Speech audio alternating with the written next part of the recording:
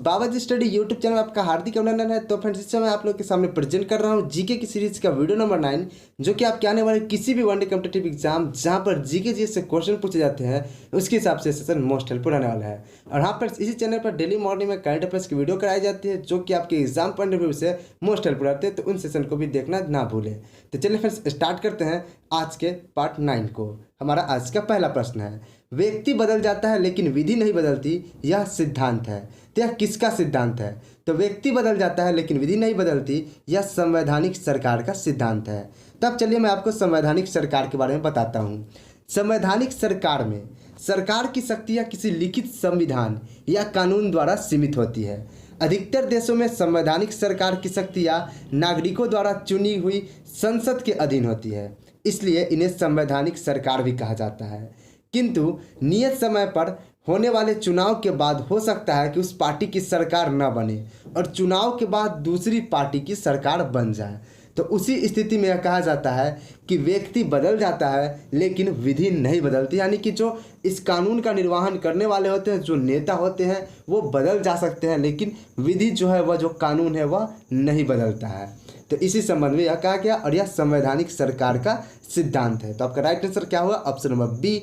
तो फ्रेंड्स, अगर आपको हमारा सेशन पसंद आता है तो वीडियो को लाइक, चैनल को सब्सक्राइब और वीडियो को एक शेयर करना ना भूलें। तो हमारा दूसरा क्वेश्चन है, यह परंपरा किस देश में विद्यमान है? Once a speaker always a speaker, यानी कि जो एक बार स्पीकर हो जाएगा वो ऑलवेज स्पीकर रहेगा, या किस देश की परंपरा है? तो यह परंपरा है आपके ब्रिटेन की ऐसी परंपरा है। आपको बता दें कि once a speaker always speaker की परंपरा ब्रिटेन में है।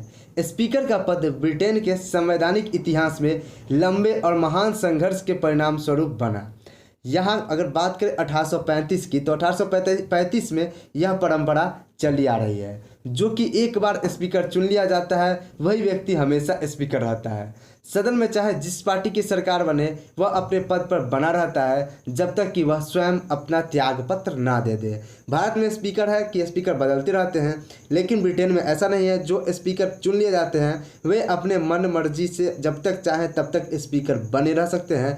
वह यह वंस स्पीकर ऑलवेज स्पीकर, यह परंपरा ब्रिटेन में विद्यमान है, भारत में ऐसा नहीं है। यहाँ पर इसीलिए तो राजशाही तंत्र चलाए जाते हैं, यानी कि यहाँ पर सब प्रधानमंत्री वगैरह सब होते हैं लेकिन बस मूर्ति मात्र के होते हैं। अगला क्वेश्चन नंबर 3 है, पहली बार संघीय संरचना भारत को किस अधिनियम द्वारा दी गई? तो पहली बार संघीय संरचना भारत को अधिनियम 1935 द्वारा दी गई। आपको बता दें कि भारत सरकार के अधिनियम 1935 के द्वारा कुछ प्रावधान दिए गए हैं, जैसे कि अखिल भारतीय संघ की स्थापना, केंद्र में द्वैध शासन, प्रांतों में स्वायत्त शासन की स्थापना, शक्तियों का विभाजन 3 सूचियों में करना। पहली जैसे कि आपको पता है संघ सूची, दूसरा राज्य सूची और तीसरा समवर्ती सूची। संघीय न्यायालय की स्थापना, केंद्रीय रिजर्व बैंक की स्थापना, सांप्रदायिक निर्वाचन पद्धति का विस्तार करना, उनमें आलंग भारतीयों और ईसाइयों, यूरोपियों और हरिजनों को भी शामिल करना। ये सब जो आपके अधिनियम 1935 था, इसी के तहत इस तरह के प्रावधान जोड़े गए थे। ठीक है, अगला क्वेश्चन नंबर 4 है, निम्नलिखित में कहाँ लोकतंत्र नहीं है? तो आपको जो 4 ऑप्शन दिख रहे हैं उन 4 ऑप्शन में आपके केवल और केवल चाइना में लोकतंत्र नहीं है, बाकी अमेरिका में लोकतंत्र है, नॉर्वे में लोकतंत्र है और भारत में तो आपको पता ही है कि भारत में लोकतंत्र है। लोकतंत्र क्या होता है? जनता के द्वारा जनता पर किया गया शासन होता है, अर्थात सर्वोच्च शक्ति जनता में ही निहित होती है। लोकतंत्र में जनता द्वारा निर्वाचित प्रतिनिधि द्वारा सरकार की स्थापना की जाती है। लोकतंत्र प्रत्यक्ष और अप्रत्यक्ष 2 प्रकार के होते हैं, जैसे कि भारत, अमेरिका, नॉर्वे आदि लोकतांत्रिक देश है, जबकि चीन साम्यवादी देश है। इसमें सभी शक्तियां एक पार्टी के हाथ में ही निहित होती है और वो पार्टी का नाम क्या है आपको कमेंट बॉक्स में बताना है। अगला क्वेश्चन नंबर 5 है, निम्नलिखित में से किस में सिद्धांत और व्यवहार में बहुत बड़ा अंतर होता है? तो सिद्धांत एवं व्यवहार में अंतर होता है संसदीय शासन प्रणाली में। तो संसदीय शासन प्रणाली में सिद्धांत और व्यवहार में बहुत बड़ा अंतर होता है। सिद्धांत के रूप में राष्ट्रपति कार्यपालिका का अध्यक्ष होता है और सभी कार्य राष्ट्रपति के नाम से किए जाते हैं, लेकिन राष्ट्रपति अपनी कार्यपालिका शक्ति का प्रयोग मंत्रिपरिषद की सलाह से करता है, जबकि सबसे प्रमुख जो होता है वह प्रधानमंत्री होता है। और भारत में इसी प्रकार की शासन प्रणाली मौजूद है। राष्ट्रपति नाम मात्र के लिए नहीं कहेंगे, लेकिन राष्ट्रपति से ज़्यादा पावर प्रधानमंत्री की होती है। नेक्स्ट क्वेश्चन नंबर 6 है, आयुर्वेद के वैद्य चिकित्सा का भगवान किसे मानते हैं? आयुर्वेद के वैद्य चिकित्सा का भगवान किसे मानते हैं? तो वे धन्वंतरी को मानते हैं। तो राइट आंसर आपका धन्वंतरी हो जाएगा। धन्वंतरी को आयुर्वेद में चिकित्सा का भगवान कहा जाता है। हिंदू धर्म में व्यास द्वारा रचित श्रीमद् भागवत पुराण के अनुसार धन्वंतरी को विष्णु का भी अंश माना जाता है। तो राइट आंसर आपका ऑप्शन नंबर सी धन्वंतरी हो जाएगा। वेद शब्द का अर्थ है, यानी कि वेद शब्द का क्या अर्थ होता है? तो वेद शब्द का अर्थ होता है ज्ञान, ज्ञान अर्थात वेद। क्वेश्चन नंबर 8 है, वैदिक लोगों द्वारा किस धातु का प्रयोग पहले किया गया था? तो वैदिक लोगों द्वारा सबसे पहले जो प्रयोग किया गया था वह तांबा नामक धातु का किया गया था। अब चलिए, वैदिक से आता है वैदिक काल, तो हम वैदिक काल को समझते हैं। तो वैदिक काल को दो भागों में बांटा गया। पहला आपका ऋग्वैदिक काल था और दूसरा आपका उत्तर वैदिक काल था। ऋग्वैदिक काल में आर्य तांबा से परिचित थे तथा बाद में उत्तर वैदिक काल में लोहे की खोज हो गई। लोहे की खोज के बाद कृषि में क्रांतिकारी परिवर्तन हुए और सभ्यता ग्रामीण से महाजनपदों के विकास की ओर उन्मुख हो गई। कृषि के विकास के बाद ही लोग एक जगह इकट्ठा होकर रहने लगे।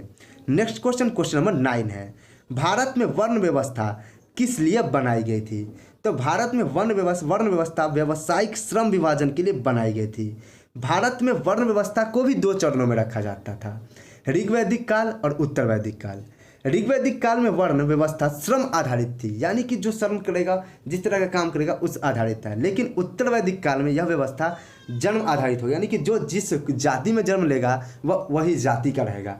पहले था कि आप जिस तरह का काम करिएगा ऋग्वैदिक काल में वैसा आपका जो कास्ट मिलेगा। यदि आप ब्राह्मण के लड़के हैं फिर भी आप मजदूरी करने में इंटरेस्टेड हैं तो भी आपको क्षुद्र जाति में रखा जाएगा। यदि आप किसी क्षुद्र जाति में पैदा हुए लेकिन आपको संस्कृत उच्चारण, वेदों के उच्चारण में मज़ा आ रहा है तो आप ब्राह्मण कुल में रखे जाएंगे। पहले ऐसा था, लेकिन अब ऐसा नहीं है। आप अगर ब्राह्मण के कुल में पैदा लिए हैं, चाहे आप जो भी काम करें आप ब्राह्मण ही कहलाओगे। नेक्स्ट क्वेश्चन, क्वेश्चन नंबर 10 है, भारतीय संगीत का उद्गम किसमें खोजा जा सकता है? तो भारतीय संगीत का उद्गम सामवेद संहिता में खोजा जा सकता है और सामवेद संहिता को पुरोहितों द्वारा यह जो है संगीत की जननी भी कहा जाता है। नेक्स्ट क्वेश्चन हमारा क्वेश्चन नंबर 11 है, कौन से मैसेंजर उपग्रह को नासा द्वारा अध्ययन के लिए छोड़ा गया था? तो कौन से मैसेंजर उपग्रह को नासा द्वारा अध्ययन के लिए छोड़ा गया था? तो वह छोड़ा गया था आपके बुध पर। आपको बता दें कि बुध पर मैसेंजर उपग्रह को नासा द्वारा लॉन्च किया गया था। इसको पर्यावरण, भूभाग आदि की जानकारी लेने के लिए नासा द्वारा छोड़ा गया था। क्वेश्चन नंबर 12 है, पृथ्वी से चांद का पार्श्व भाग दिखाई देता है क्योंकि? पृथ्वी से चांद का पार्श्व भाग क्यों दिखाई देता है? इसका कारण है कि उसके घूर्णन और परिक्रमण की अवधि एक ही है, इसी कारण पृथ्वी से चांद का पार्श्व भाग दिखाई देता है। आपको बता दें कि पृथ्वी जो है उसका उपग्रह चंद्रमा है जो पृथ्वी के साथ अपने अक्ष पर घूर्णन करता है। यह 27 दिनों में पृथ्वी की परिक्रमा करता है, इसलिए घूर्णन परिक्रमा के समय पार्श्व भाग ही दिखाई देता है पृथ्वी से। इसी कारण चंद्रमा का हम पार्श्व भाग ही देख पाते हैं। क्वेश्चन नंबर 13 है, जब चंद्रमा पूरी तरह से सूर्य को ढक लेता है तो उसे क्या कहते हैं? जब चंद्रमा पूरी तरह से सूर्य को ढक लेता है तो उसे उम्ब्रा अर्थात प्रछाया कहते हैं, प्रच्छाया कहते हैं। ठीक है, आपको बता दें कि जब चंद्रमा पूरी तरह से सूर्य को ढक लेता है तो उसे उम्ब्रा कहते हैं। यह स्थिति सूर्य या चंद्र ग्रहण के समय ही आती है। जब सूर्य ग्रहण या चंद्र ग्रहण लगेगा तभी ऐसी स्थिति आएगी जिनका नाम अम्ब्रा और पेनब्रा होता है। इसके बारे में मैंने आपको पहले भी बताया था। अगर आप मेरे सीरीज को प्रतिदिन देखा करते हैं तो आपको इसकी जानकारी जरूर होगी। क्वेश्चन नंबर 14 है, लघु ज्वार कौन सा है? तो लघु ज्वार जो होता है वह दुर्बल होता है। लघु ज्वार क्या है? लघु ज्वार दुर्बल होता है। जब सूर्य तथा चंद्रमा पृथ्वी से समकोण स्थिति में होते हैं तो लघु ज्वार उत्पन्न होती है जिसकी तीव्रता कम होती है, जो सामान्य ज्वार से 20% कम होता है। सामान्य ज्वार से 20% कम होता है। अगला क्वेश्चन, क्वेश्चन नंबर हमारा 15 है, निम्नलिखित में से कौन सा चंद्रमा और सूर्य के समुद्र के स्तर पर उत्पन्न गुरुत्वाकर्षण बल के संयुक्त प्रभाव के कारण होता है? तो चंद्रमा और सूर्य के समुद्र तट के स्तर पर उत्पन्न गुरुत्वाकर्षण बल के समुद्र प्रभाव के कारण ज्वार आता है, जिसे हम ज्वार भाटा के नाम से भी जानते हैं। ज्वार भाटा की उत्पत्ति सूर्य एवं चंद्रमा के आकर्षण बल तथा पृथ्वी पर उत्पन्न होने वाले अपकेंद्रीय बल के कारण होती है। पृथ्वी का जो भाग चंद्रमा के सम्मुख पड़ता है वहाँ प्रत्येक 24 घंटे में 2 बार ज्वार आता है। 24 घंटे में 2 बार वहाँ पे ज्वार आता है। यही कारण है कि ज्वार भाटा समुद्र में उठती है। क्वेश्चन नंबर हमारा 16 है, निम्नलिखित में से किसे जीव विज्ञान का जनक कहा जाता है? तो जीव विज्ञान का जो जनक कहा जाता है वो अरिस्टोटल अर्थात अरस्तु को जीव विज्ञान का जनक कहा जाता है। अगला क्वेश्चन नंबर 17 है, जलीय पौधों का भोजन स्रोत क्या होता है? तो जलीय पौधों का जो भोजन स्रोत होता है वह पादप पलवक जलीय पौधों का भोजन स्रोत होता है। जलीय जीव वो प्राणी होते हैं जो जल में अपना जीवन व्यतीत करते हैं, जैसे कि तालाब में, नदी में, झील में आदि में। ये जीव पौधे के रूप में भी पाए जाते हैं और जीव के रूप में भी पाए जाते हैं। ये जो होते हैं यह पादप पलवक से अपना भोजन प्राप्त करते हैं या इन्हें पादप पलवक भी कहा जाता है। क्वेश्चन नंबर 18 है हमारा, पृथ्वी निम्नलिखित में से क्या है? तो आपके ऑप्शन है, ऑप्शन को जरा ध्यान से देखिए। उष्मा की अच्छी परावर्तक, क्या परावर्तक करती है? उष्मा की खराब अवशोषक, उष्मा की अच्छी अवशोषक अच्छी विकिरक, और उष्मा की खराब अवशोषक और खराब विकिरक। तो इनमें से आपका जो राइट आंसर होगा ऑप्शन नंबर डी हो जाएगा। पृथ्वी उष्मा की खराब अवशोषक और खराब विकिरक है। आपको बता दें कि जितने भी खराब अवशोषक होते हैं, जितने भी ये खराब अवशोषक होते हैं, ये खराब अवशोषक खराब विकिरक भी होते हैं। इसी कारण पृथ्वी जो है उष्मा का खराब अवशोषक है। तो जब खराब अवशोषक होगा तो ऑटोमेटिकली है कि वह खराब विकिरक भी होगा। इसीलिए आपका right answer option number D हो जाएगा, ऑप्शन नंबर बी नहीं होगा। क्वेश्चन नंबर 19 है हमारा, धातु की चायदानियों में लकड़ी के हैंडल क्यों लगाए जाते हैं? तो लकड़ी जो होती है यह उष्मा की कुचालक होती है, जिससे लकड़ी के हैंडल गर्म नहीं होते हैं तथा धातु की चायदानियों को पकड़ने में आसानी होती है। इसके अनुसार right answer option number A हो जाएगा कि लकड़ी उष्मा की कुचालक होती है। ठीक है, अगला क्वेश्चन नंबर 20 है, जब हीलियम परमाणु इलेक्ट्रॉन का त्याग करते हैं तब डैश बनता है। तो जब हीलियम परमाणु इलेक्ट्रॉन का त्याग कर देते हैं तो क्या बनता है? तो पॉजिटिव बनेगा। कोई भी जब परमाणु होगा वह जब भी इलेक्ट्रॉन का त्याग करेगा ना तो इलेक्ट्रॉन पर ऋण आवेश रहता है, और इलेक्ट्रॉन का त्याग करेगा तो वह धन आवेशित हो जाएगा। तो राइट आंसर हो जाएगा धन आवेशित हीलियम आयन बना देगा जब हीलियम परमाणु इलेक्ट्रॉन का त्याग करेगा तब।